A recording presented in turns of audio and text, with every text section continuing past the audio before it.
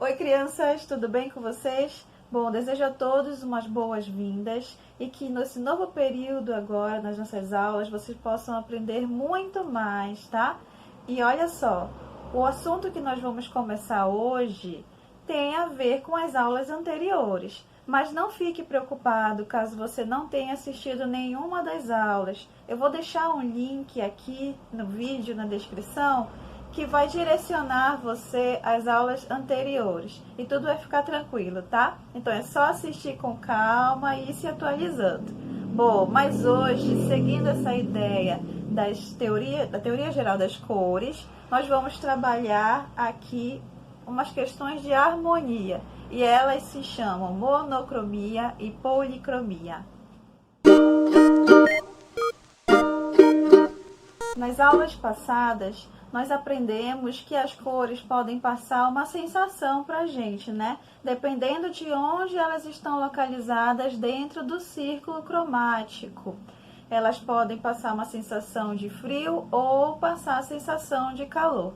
Mas dentro desse círculo cromático, o qual nós aprendemos, a gente também pode considerar questões de harmonia. Parece complicado, né? Mas não é. Vamos aprender um pouquinho o conceito de harmonia e em seguida vocês vão conseguir entender melhor o que seria uma policromia e o que seria uma monocromia, tá? Vamos prestar atenção. Antes da gente falar dessas duas palavrinhas novas que a gente acabou de aprender, a monocromia e a policromia, eu acho que seria muito importante a gente falar primeiramente de uma outra palavra, que é a harmonia. O que será que significa essa palavra harmonia na arte? Bom, harmonia é uma combinação entre duas coisas, duas cores, mas que juntas elas vão ficar agradáveis, né? É quando você pega uma cor e coloca do lado da cor e os seus olhos vão achar legais, né? Vai ficar bonita essa combinação, não vai ficar esquisito juntar essas duas cores. E isso acontece muito, sabe aonde? Na moda. Quando as pessoas vão se arrumar, elas escolhem a roupa que elas acham que combina mais. Olha aqui um exemplo de desfile de moda de criança. Todas essas escolhas dessas cores, elas foram de propósito, porque era para criar uma sensação de harmonia, tá? Que cores vocês acham que combinam então? Vocês pensam nisso quando vão se vestir, quando pedem para a mãe, pai, responsável de vocês para comprar uma roupa? Vocês pensam se as cores vão combinar ou não? Bom, para você pensar um pouco mais nisso, nós vamos estudar agora algumas formas de harmonia nas cores, certo? A primeira que nós vamos aprender é a monocromia. O que será que significa essa palavra? Ela mesma vai nos dizer o seu significado. Mono significa um, cromia significa cor. Sendo assim, a monocromia é quando nós temos várias versões de uma cor. Você sabe quando tem aquele azul escuro, aí depois vai clareando azul até ficar um azul claro? Todos esses azuis, eles são monocromia, tá? Isso aqui é um círculo cromático, correto? Vocês vão agora aprender a como achar as cores de monocromia. Pensem que esse círculo cromático é uma pizza. Vocês estão olhando aí as fatias de pizza? Então, olha só, cada fatia dessa pizza coloridona é uma monocromia. Vamos ver de pertinho. Eu escolhi aqui essa fatia de pizza. E aí tem vários tipos de azuis. Um azul mais escuro até ficar um azul clarinho. Todos esses azuis, eles estão numa coisa que a gente chama de escala monocromática, tá? E aí eu tenho uma monocromia. Vocês acham que é possível eu criar uma obra de arte só utilizando essas cores, só azul? Vocês vão ver que é muito possível, sim. Aí, olha só, eu acabei coletando vários azuis e criando um novo círculo. Então, vocês podem ver que existem, na verdade, vários tipos de azuis. Às vezes, os nossos olhos nem conseguem perceber tantos azuis diferentes, né? Mas eles existem e é possível sim fazer uma obra só usando eles. Não só do azul, mas como todas as outras fatias dessa nossa pizza colorida, são possíveis de se criar obras monocromáticas. Você pode escolher a fatia amarela, a fatia verde, a fatia vermelha e assim criar a sua obra. Olha só aqui. Lembra quando eu falei para vocês sobre escala monocromática? Olha só o azul e o vermelho, como ele pode se modificar. É uma cor quando ela vai ficando mais clara ou ela vai ficando mais escura. É a mesma cor, só que ela foi ganhando claridade ou ela foi escurecendo. E aí ela pode virar várias cores. Parece confuso, mas vocês podem fazer um teste em casa. Vocês podem pegar um pouquinho de tinta azul e ir colocando aos poucos um pouquinho de branco, um pouquinho de branco. E vocês vão ver esse azul ficar um azul muito claro. Todas as cores que vocês vão encontrar são azuis, só que elas vão clareando, elas vão ficando um pouquinho diferentes. Assim é com todas as cores. Olha só na moda de novo. Essas mulheres aí escolheram se vestir usando a monocromia. E aí elas escolheram esses tons de vermelhos, certo? Muito legal isso. Na moda, na arte, quando vocês forem pintar e quiserem pintar coisas de monocromia, vocês podem chamar isso também de tom sobre tom. É quando eu tenho uma cor e aí eu vou pintar, eu vou usar uma roupa, uma outra peça que tem a cor parecida, só que um pouco mais escura, um pouco mais claro. Olha só como seria também na pintura. Aqui nessa nossa pizza, a gente escolheu a fatia do vermelho, né? E aí o artista, ele pintou essa natureza morta só com as cores que estão na fatia do vermelho, acrescentando branco ou acrescentando a cor preta.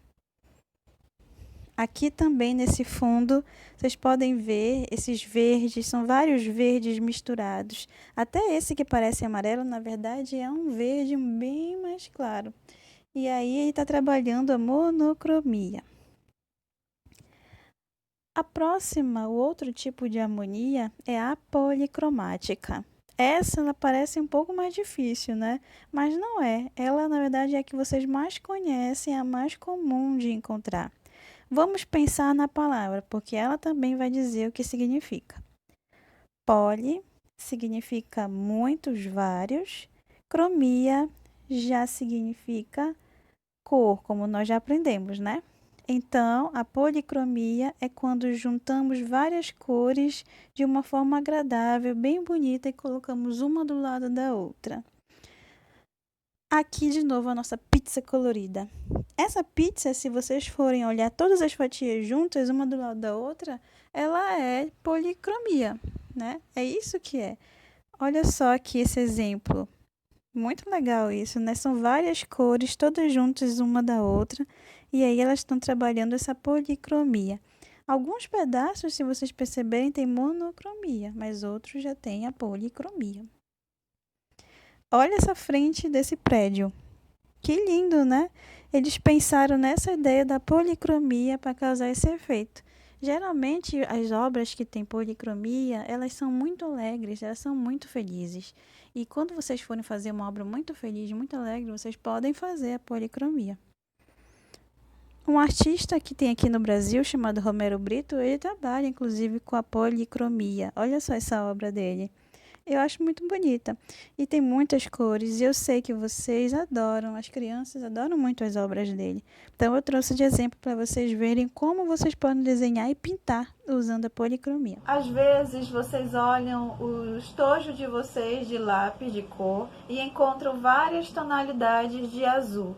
Vocês conseguem imaginar que vários artistas conseguiram criar obras só utilizando de uma variação de uma mesma cor? Vamos olhar alguns trabalhos de artistas que trabalharam com a monocromia. Esse artista já é o Pablo Picasso, conhecido por ser um dos fundadores do cubismo, né? E nasceu na Espanha. Era pintor, ceramista, escultor, poeta e muitas outras coisas. Experimentou alguns outros movimentos, mas as linhas geométricas, pouco uso das cores e influências da arte africana foram as suas preferências. No entanto, não é do cubismo que vamos falar, né? O Pablo Picasso, ele passou por duas fases que serviram como transição, na verdade, entre uma técnica acadêmica que ele possuía e até chegar ao cubismo. E essas fases foram chamadas de fase azul e fase rosa. Vou mostrar umas imagens para vocês. A fase azul aconteceu entre 1901 e 1904. Elas possuem uma sensação de depressão. O azul nelas simboliza melancolia, solidão, abandono, até morte. Ele passava por problemas econômicos nessa época e começa a buscar a sua própria identidade, se inspirando em outros artistas e na literatura com temas sociais. Dizem que a morte de um amigo dele talvez tenha ocasionado essa fase. Para mim, é uma das obras mais bonitas do Picasso, até mais do que as relacionadas ao cubismo em si. Esse quadro aí, essa obra, ela já está relacionada ao momento da fase rosa dele. Dizem as fofocas, né, que essa fase começou a acontecer quando ele se apaixonou. Aconteceu entre 1904 e 1906. E foi a partir desse momento que ele se apaixonou possivelmente por uma modelo. Um dos quadros mais famosos dessa época dele é chamada de O Menino do Cachimbo, que é essa obra que eu apresento para vocês.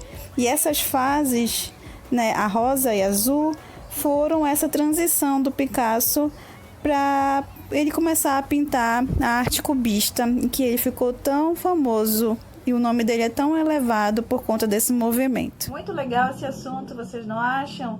Então, olha só, na próxima aula nós vamos continuar essa questão dos exercícios de harmonia, tá? Então não faltem, não deixem de assistir, sigam o canal para que vocês não percam mais essas aulas, tá? Então até a próxima aula, beijão, tchau!